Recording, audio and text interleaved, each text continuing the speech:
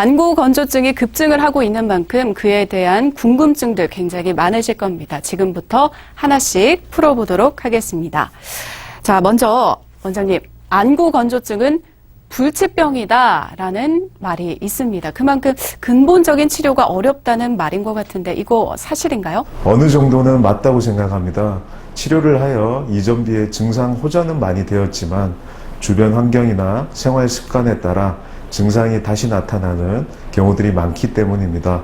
하지만 이전의 단순한 인공뇌액 점암과 염증 치료에서 벗어나 앞서 말씀드렸던 여러 가지 정밀 검사를 통해 개인별 안구 건조증의 원인을 찾아내고 그에 맞는 맞춤 치료를 할 수 있게 되었습니다. 그것을 통해 좀 더 지속적이고 근본적인 치료 효과를 기대해 볼 수 있게 되어 안구 건조증이 심한 분들은 적극적인 치료를 받으시길 권유드립니다. 네, 개인별 또 맞춤식 치료가 가능하다고는 하셨지만 사실 안구 건조증은 일시적으로 나타났다고 호전되는 경우도 굉장히 많잖아요. 그래서 이렇게 안구 건조증이 왔다고 해도 굳이 개인별 치료를 받아야 되나 병원을 가봐야 되나 이렇게 생각하시는 분들이 있거든요. 여기에 대해서는 어떻게 생각하시나요? 증상이 심하지 않고 염증을 동반하지 않는 경한 안구 건조증의 경우 필요에 따라 인공뇌액 점암 정도로 두고 볼 수 있습니다.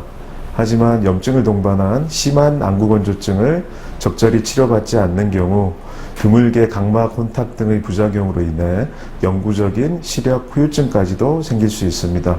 또 폐쇄성 마이봄샘 기능장애는 관리를 하지 않는 경우 마이봄샘의 소실이 점점 진행되어 시간이 갈수록 안구 건조증의 악화가 될 수 있습니다. 네, 이 안구 건조증이 악화가 되면 그게 문제가 되는 거니까 꼭 초기에 치료를 받는 것이 좋을 것 같습니다. 근데 혹시 안구 건조증은 나이와 관련이 있을까요? 좀 더 잘 생기는 연령대라든지 취약한 연령대가 있나요? 나이가 들수록 안구 건조증의 유병률은 증가하게 되는데요. 나이가 들수록 눈물 분비량이 감소하게 되기 때문입니다. 또 여성의 경우 폐경으로 인한 호르몬 변화가 건조증의 원인이 될 수 있습니다. 한편으로는 나이가 들면서 생기는 여러 다른 질환 때문에 먹고 있는 약들이 안구 건조증의 원인이 될 수 있습니다. 드물게 먹는 약이 아니고 흔히 드시는 혈압약, 이뇨제, 부정맥약, 우울증약 등이 원인이 될 수 있습니다.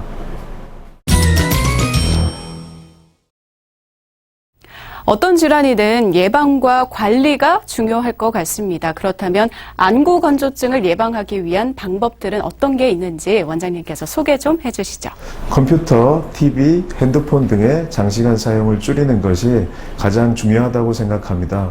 본래 눈은 증발한 눈물을 보충하기 위해 3에서 5초마다 한 번씩 깜빡거리게 되는데요.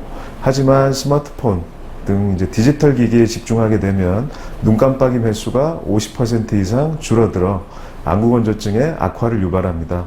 다음으로는 외부 활동 시 보안경을 착용하는 것이 좋습니다. 보안경이 미세먼지, 차가운 바람, 자외선 노출로 인한 자극 등을 줄여주기 때문에 안구 건조증 관리에 도움이 됩니다. 또 주변 환경을 건조하지 않게 실내 습도를 40에서 60% 정도로 조절해주고 에어컨이나 온풍기를 눈 주위로 직접 쐬지 않는 것이 좋겠습니다. 소프트 렌즈의 착용 역시 안구 건조증을 유발하므로 과도한 사용은 피하는 것이 좋겠습니다. 비타민 A, 오메가3 등이 포함된 영양제 내지는 식품을 섭취하는 것도 도움이 되겠습니다. 눈물 구성 성분 중 지질층을 만들어내는 마이봄샘의 건강을 위해 평소 온찜질, 눈 마사지, 눈꺼풀 세정제 사용이 도움이 될 수 있겠습니다.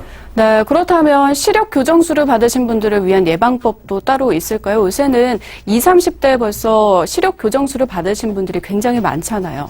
수술 시에 평소 눈물 분비를 조절하는 각막 지각신경들이 손상을 입게 되어 눈물 분비가 적어지고 눈물막이 불안정해져 안구 건조증 증상이 나타나게 됩니다.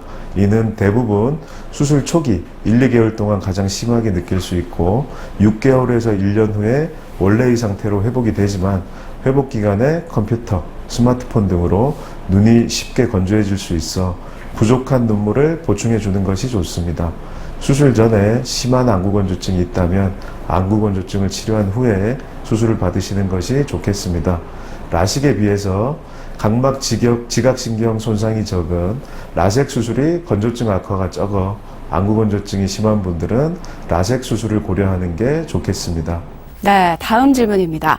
보통 눈 질환이 있으신 분들은 선글라스를 평소에도 많이 착용을 하시더라고요. 그러면 눈의 피로감이 조금 덜하다고 하는데 어떤가요? 실제로 안구 건조증에도 이게 효과가 있는 건가요? 네, 그렇습니다. 건조하고 차가운 바람, 실내 온풍기나 에어컨 바람이 안구건조증을 유발할 수 있기 때문에 이를 막아주는 보안경 착용은 건조증 증상 완화에 많은 도움을 줄 수 있습니다. 네, 알겠습니다. 원장님, 보통 건강하려면 운동을 하라고 하잖아요. 그렇다면은 안구 건조증을 지키고 내 눈 건강을 지키기 위한 눈 운동법 따로 있을까요? 의식적으로 눈을 자주 깜빡이는 것이 건조증 예방에 도움을 줄 수 있겠습니다. 앞서 말씀드린 대로 컴퓨터나 스마트폰 등의 집중이 요구되는 시각적 작업을 하는 경우 눈 깜빡임 횟수가 평소보다 절반 이하로 줄어들게 되어서 눈에 필요한 눈물막과 산소 영양분이 부족해져서 안구건조증을 유발할 수 있습니다. 그 이외에 손가락으로 눈 주위 뼈와 관자놀이를 2, 3분간 부드럽게 누르고 손바닥을 비벼 따뜻하게 하여 눈 위에 올리는 마사지법으로 눈의 피로를 줄일 수 있겠습니다.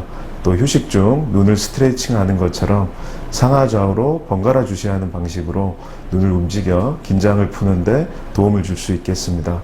네, 원장님, 오늘 안구 건조증에 대해서 정말 많은 것들 알려주셨습니다. 끝으로 시청자분들께 당부 한 말씀 부탁드릴게요.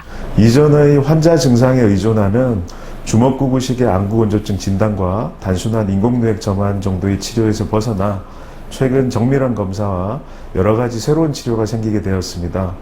안구건조증 정밀 검사를 통해 세부 진단을 하고 그에 따라 개인별 맞춤 치료를 한다면 좀 더 지속적이고 좋은 효과를 볼 수 있을 것 같습니다. 네, 원장님 오늘 도움 말씀 고맙습니다. 네, 감사합니다. 오늘은 좋은의사들 안과병원의 김재민 원장님과 안구 건조증에 대해서 알아봤는데요. 눈이 피곤하고 뻑뻑할 때 좀 쉬면 낫겠지라는 생각으로 그냥 지나치는 경우가 많죠. 옛말에 이런 말이 있습니다. 몸이 1000량이면 눈이 900량이다. 그만큼 건강한 눈을 지키는 것이 사실 일생에 있어서 가장 중요한 투자일 수 있다라는 말입니다. 평소 눈 건강을 위해서 조금은 예민하게 반응하고 또 관리할 필요가 있을 것 같습니다. JCN 건강 플러스 여기서 마치겠습니다. 시청해주신 여러분 고맙습니다.